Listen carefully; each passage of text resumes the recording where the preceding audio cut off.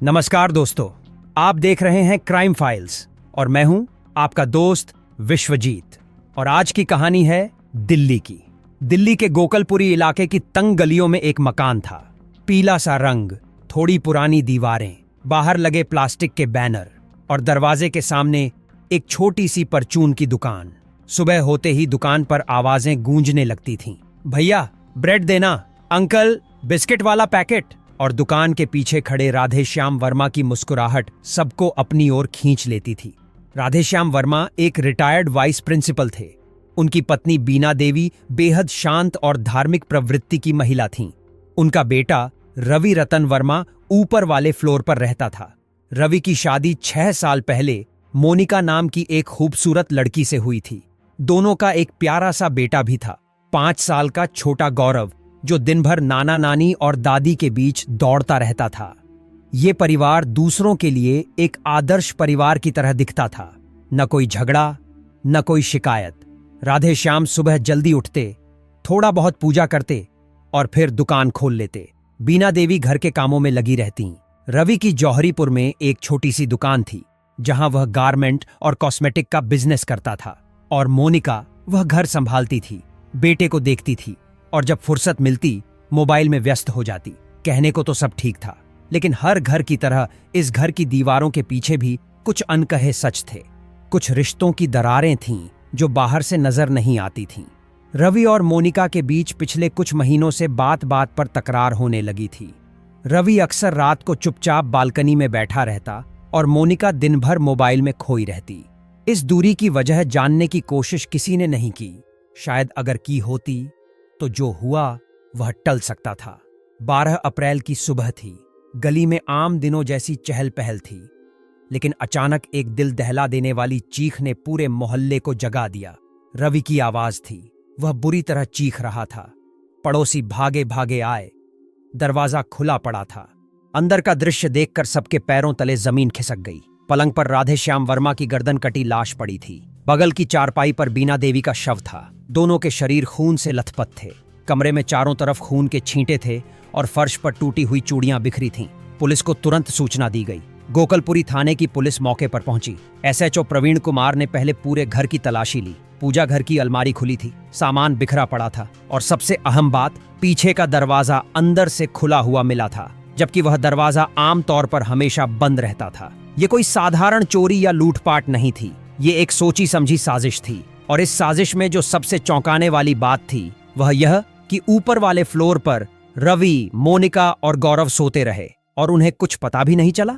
कैसे संभव था? पुलिस को शक हुआ। जबरन घुसने के कोई निशान नहीं थे, यानी कातिलों ने फ्रेंडली एंट्री ली थी। पूछताछ में रवि ने बताया कि वह रात 10:30 बजे तक अपने माता पिता के पास बैठा रहा, फिर ऊपर चला गया और सो गया। लेकिन पुलिस को कई बातें खटक रही थीं। सबसे ज्यादा अजीब बात थी पीछे का दरवाजा। वह अंदर से ही खुल सकता था। अगर सब लोग ऊपर सो गए थे तो किसी ने वह दरवाजा क्यों और कैसे खोला? शक की सुई धीरे धीरे अपनों की ओर घूमने लगी। रवि से पूछताछ के दौरान पता चला कि उसका और मोनिका का रिश्ता कुछ खास अच्छा नहीं चल रहा था। रवि को शक था कि मोनिका का किसी और से संबंध है। उसने एक बार मोनिका के मोबाइल में आशीष नाम के किसी शख्स के फोटो और कॉल डिटेल देखे थे। झगड़ा भी हुआ था, लेकिन बात खत्म नहीं हुई थी। रवि उस मुद्दे को भूल नहीं पाया था। इन जानकारियों के आधार पर पुलिस ने मोनिका को थाने बुलाया। पहले तो मोनिका ने बातें घुमाईं, लेकिन जब पुलिस ने कॉल रिकॉर्ड्स, फेसबुक चैट्स और रवि की दी गई जानकारी सामने रखी तो मोनिका बुरी तरह घबरा गई और आखिरकार टूट गई। उसने कबूल कर लिया कि वह आशीष भार्गव नाम के एक युवक से प्यार करने लगी थी। आशीष से उसकी पहचान फेसबुक के जरिए हुई थी। दोनों की बातें बढ़ती गईं और कुछ ही दिनों में दोनों एक दूसरे के बेहद करीब आ गए। मोनिका आशीष से इस कदर जुड़ चुकी थी कि अब उसे अपने सास ससुर और पति रवि बोझ लगने लगे थे। मोनिका ने पुलिस के सामने कबूल किया, मैं बस आशीष के साथ रहना चाहती थी। लेकिन ये तब तक मुमकिन नहीं था जब तक ये 3 लोग, रवि, पापा और मम्मी, मेरे रास्ते में थे। आशीष भी पुलिस की गिरफ्त में आया। उसने बताया कि मोनिका के कहने पर ही उसने हत्या का प्लान बनाया। उसके साथ उसका साथी विराट भी शामिल था। पुलिस के रिकॉर्ड के मुताबिक 9 अप्रैल की रात को मोनिका ने दोनों को पीछे के दरवाजे से घर में एंट्री दी थी। वे पहले छत पर छिपे रहे। मोनिका ने उन्हें समोसे लाकर दिए। जब सब लोग सो गए तब राधेश्याम और बीना देवी पर हमला किया गया। राधेश्याम गहरी नींद में थे। आशीष ने उनके गले पर उस्तरे से वार कर दिया। बीना देवी जाग गईं। उन्होंने लड़ने की कोशिश की, लेकिन विराट ने उनका गला रेत दिया। हत्या के बाद आशीष और विराट ने घर से 3.5 लाख रुपए और ज्वेलरी लूटी ताकि वारदात को लूट जैसा दिखाया जा सके। फिर दोनों भाग निकले। पुलिस ने आशीष और विराट के साथ साथ मोनिका को भी गिरफ्तार किया। पूछताछ के बाद सारे सबूत बरामद कर लिए गए। उस्तरे, खून से सने कपड़े, लूटी गई रकम और ज्वेलरी। इस कहानी का अंत खौफनाक था। प्यार के नाम पर धोखा, लालच के नाम पर हत्या, और सबसे बड़ी बात, सबसे बड़ा खतरा उसी घर में छिपा था जहां सबसे ज्यादा भरोसा किया गया था। दिल्ली की गोकलपुरी में हुई उस दोहरे हत्याकांड की खबर ने जब अगली सुबह अखबार की पहली सुर्खियों में जगह बनाई तो पूरे शहर में सनसनी फैल गई। बेटे की पत्नी ने प्रेमी संग मिलकर की सास ससुर की हत्या। यह हेडलाइन सिर्फ एक वारदात नहीं, एक समाज का आईना बन गई थी जिसमें रिश्तों की हकीकत बेहद डरावनी थी। पुलिस ने मोनिका, आशीष और विराट को अदालत में पेश किया।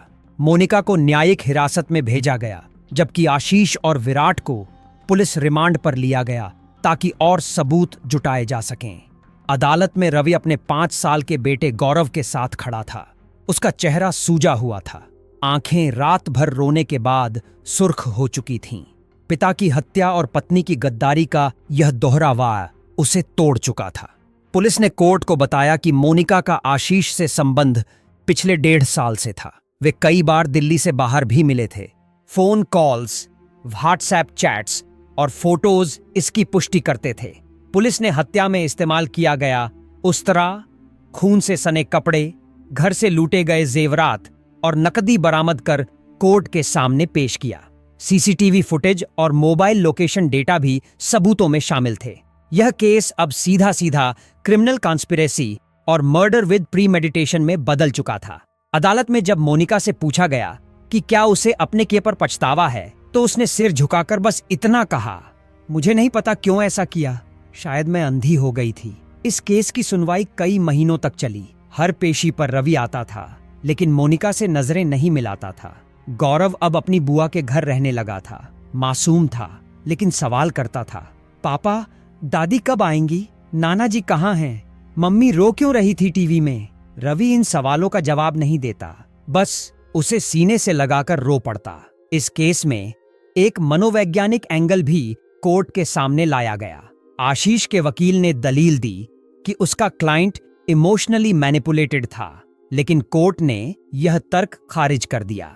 जज ने कहा, एक संगठित योजना बनाई गई, हत्या की गई और फिर लूट का बहाना बनाकर वारदात को छिपाने की कोशिश की गई। यह दर्शाता है कि आरोपी मानसिक रूप से पूरी तरह सुसज्जित थे। कोर्ट ने मोनिका, आशीष और विराट को आईपीसी की धारा 302 हत्या, 120 साजिश और 394 लूट के तहत दोषी करार दिया। मोनिका और आशीष को उम्र कैद की सजा सुनाई गई। विराट की भूमिका थोड़ी कम होने के कारण उसे 20 साल की कठोर कारावास की सजा मिली। इस फैसले के बाद कोर्ट रूम में सन्नाटा था। रवि की आंखों से आंसू निकल रहे थे, लेकिन उनमें अब गुस्सा नहीं था, सिर्फ खालीपन था। उसने कोर्ट से बाहर आकर बस इतना कहा, मैं गौरव को कभी नहीं बताऊंगा कि उसकी मां ने क्या किया था, बस उसे एक अच्छा इंसान बनाऊंगा।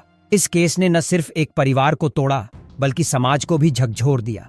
जिस मोनिका की शादी एक अच्छे घर में हुई थी, जिसे सम्मान मिला, प्यार मिला, वह एक अजनबी के प्यार में इस कदर पागल हो गई कि अपने बेटे से भी रिश्ता तोड़ दिया।